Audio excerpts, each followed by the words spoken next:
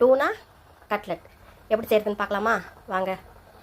இப்போ உருளைக்கிழங்கு நல்லா மேஷ் பண்ணிக்கணும். ஒரு கை பொடியாக நறுக்கின வெங்காயம், ஒரு 2 பச்சை மிளகாய் சின்னதாக நறுக்கியிருக்கேன், கொஞ்சோண்டு கொத்தமல்லி,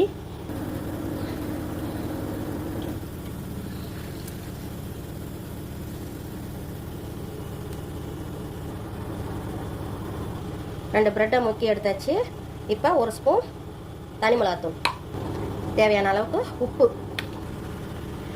ஒரு டின் ஃபிஷ் போட்டுக்கிறேன்.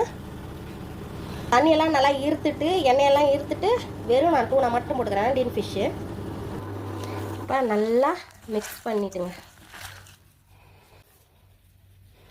நல்லா உருண்டை பிடிச்சி இப்படி வைங்க.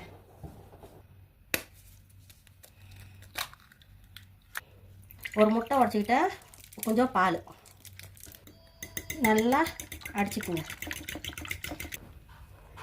இப்போ இது இந்த முட்டை பாலில் நல்லா முக்கிட்டு பிரஷ் கிரமில் நல்லா நம்ம பண்ணி எடுத்துட வேண்டியது தான்.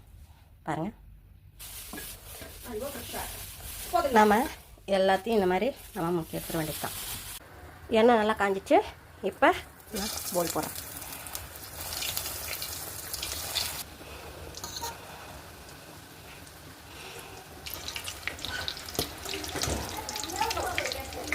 கட்லெட் ஃபினிஷ்மா.